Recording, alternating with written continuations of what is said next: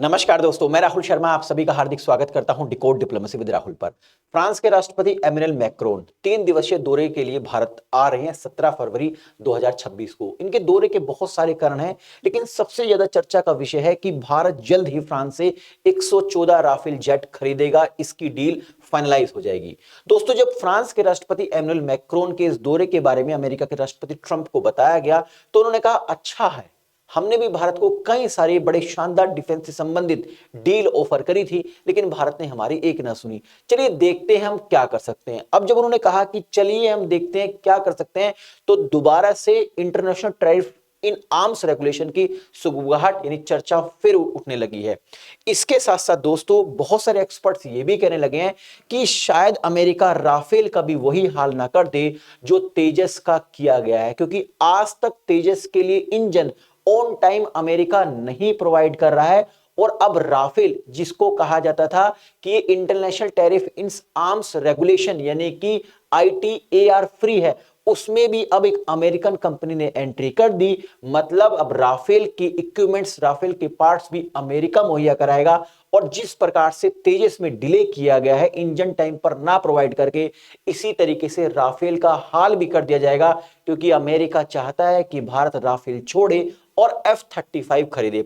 आखिरकार ये न्यूज है क्या, इसको डिटेल में समझने की कोशिश करेंगे। दोस्तों, फ्रांस के राष्ट्रपति के दौरे से पहले ही भारत का जो डिफेंस प्रोक्योरमेंट बोर्ड है उसने 114 राफेल के खरीदने से संबंधित फाइल को क्लियर कर दिया है। और ये फाइल दोस्तों इस समय डिफेंस एक्विजिशंस काउंसिल के पास है, जिससे उम्मीद लगाई जा रही है कि मैक्रोन के आने से पहले भी वो भी इस फाइल पर अपने अप्रूवल दे देंगे। और जैसे ही वहां से अप्रूवल मिलेगा तो भारत के अधिकारी दसोल्ट, जो राफेल के निर्माता कंपनी है, उसके अधिकारी से कमर्शियल नेगोशिएशन टेबल पर बैठेंगे। मतलब इन 114 राफेल के जो प्राइस हैं उसको और कम करने के लिए तोड़ने की कोशिश करेंगे।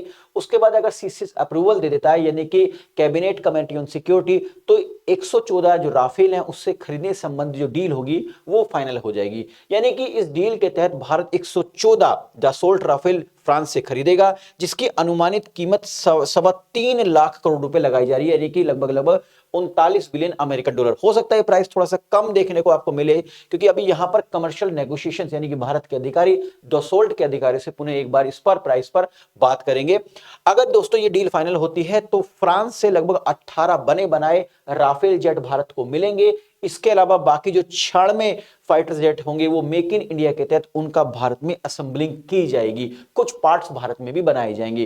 कौन कौन मिलकर बनाएगा, तो बनाएगा टाटा और दसोल्ट, दोनों कंपनियां मिलकर क्या करेंगी, कुछ पार्ट्स बनाएंगी भी या फिर कुछ पार्ट्स बाहर से मंगा के उनको असेंबल किया जाएगा। जो डिलीवरी होगी वो 2030 के आसपास तक शुरू हो जाएगी। लेकिन दोस्तों मैं आपको बता दूं, किसी भी फाइटर जेट्स का जो महत्वपूर्ण अंग होता है, जो उसकी आत्मा होती है, वो उसका इंजन होता है।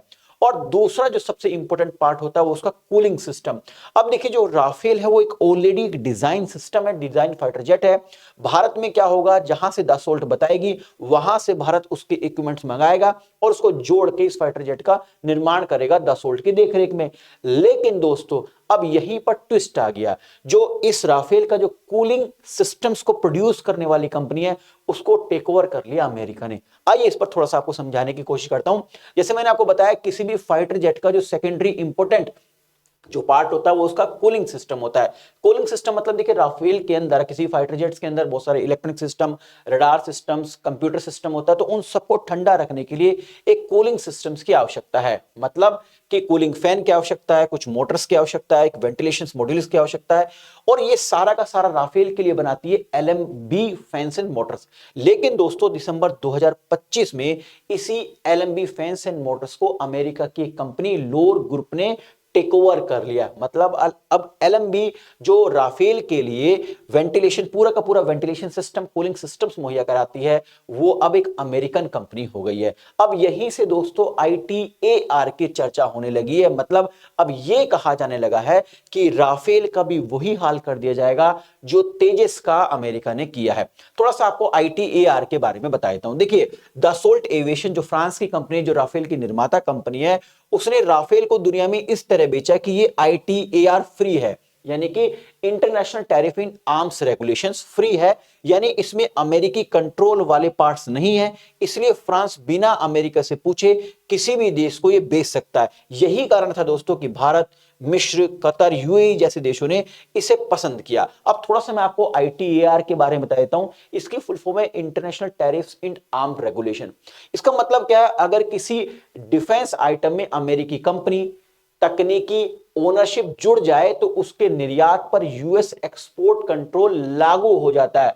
मतलब अगर यूएस अब राफेल की मैन्युफैक्चरिंग में डिले करना चाहे तो वो कर सकता है, क्योंकि एलएमबी जो मोटर्स कंपनी है वो किसकी हो गई, वो अमेरिका की हो गई। और अमेरिका अगर चाहे तो वो इस आईटीआर का हवाला देकर भारत को ये जरूरी जो वेंटिलेशन सिस्टम है मुहैया नहीं कराएगा या फिर डिले कर सकता है, जिस प्रकार से तेजस के अंदर भी इसने ऐसा ही किया। थोड़ा सा तेजस के बारे में बता देता हूं दोस्तों। आप सभी जानते हैं तेजस हिंदुस्तान एरोनॉटिकल लिमिटेड द्वारा बना भारत का सबसे स्वदेशी हल्का एक इंजन वाला 4.5 पीढ़ी का फाइटर जेट्स है। अभी तक अगर इसके प्रोडक्शन की बात करें और डिलीवरी की बात करें तो कुल लक्ष्य था 220 फाइटर जेट्स, जिसमें से 40 MK1 जो पुरानी वाली पीढ़ी वाला है वो, और 180 MK1A यानी कि जो एडवांस वर्जन की बात कर रहा हूं। जो MK1 है वो उस 38 से 40 डिलीवर हो चुके हैं, मतलब ऑलमोस्ट डिलीवरी इसकी हो चुकी है। जबकि जो MK1A है उसकी केवल अभी तक शुरुआती ही डिलीवरी हुई है, कुछ ही MK1A की ही डिलीवरी हो पाई है। क्यों? उसका बहुत बड़ा कारण यह है कि जो तेजस की जो आत्मा है यानी जो उसका इंजन है वो मुहैया कराती है अमेरिका की जनरल इलेक्ट्रॉनिक्स। और जनरल इलेक्ट्रॉनिक्स ने लंबे समय से इंजन में डिले रखा। भारत पूछता रहा तो कोई कारण नहीं है, कभी कुछ बताए कभी कुछ बताए, लेकिन तेजस के लिए इंजन मुहैया नहीं कराई। अब आप सभी जानते हैं अमेरिका के राष्ट्रपति लंबे समय से कहते हुए आए हैं कि हम चाहते हैं कि भारत हमसे F-35 फाइटर जेट्स खरीदे। आपको याद होगा जब भारत के एयर चीफ मार्शल ने रिवर्ट करते हुए कहा था कि फाइटर जेट खरीदना कोई रेफ्रिजरेटर वाला सौदा नहीं है कि जिस प्रकार रेफ्रिजरेटर खरीद लेते हैं, पसंद नहीं आए तो कोने में खड़ा कर देते हैं, इस तरीके से नहीं होता। तो मतलब F-35 का ऑफर दिया था अमेरिका के राष्ट्रपति ने भारत को जब वो शुरुआती दौर में गद्दी पर बैठे थे, लेकिन भारत ने मना कर दिया और भारत ने कहा था कि हमारे लिए राफेल ही ठीक है। अब दोस्तों राफेल में 96 राफेल का निर्माण भारत में होगा और राफेल ऑलरेडी एक पर्टिकुलर डिजाइन है। उस डिजाइन में कौन सा इक्विपमेंट कहां पर फिक्स हो गए पहले से ही फिक्स है।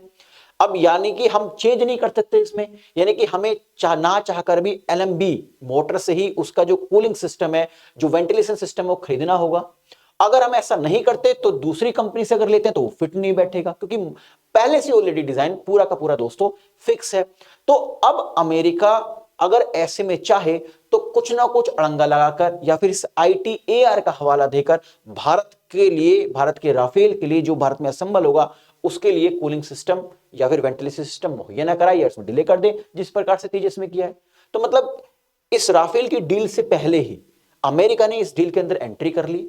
और देखिएगा जिस प्रकार से तेजस में डिले किया गया, हो सकता है हमें आने वाले समय में भी ऐसा डिले देखने को मिले। ऐसी बात नहीं कि हमारे अधिकारी इसको सोच नहीं रहे होंगे, वो भी सोच रहे होंगे। देखते हैं बीच का रास्ता क्या निकालते हैं। तो आई थिंक इस वीडियो के माध्यम से जो इन्फॉर्मेशन मैं आप तक पहुंचाना चाह रहा था वो पहुंच गई होगी। वीडियो पसंद आई है तो लाइक और शेयर करना ना भूलें, ताकि मुझे एक मोटिवेशन मिल सके दोस्तों इस तरह कंटेंट बनाने के लिए।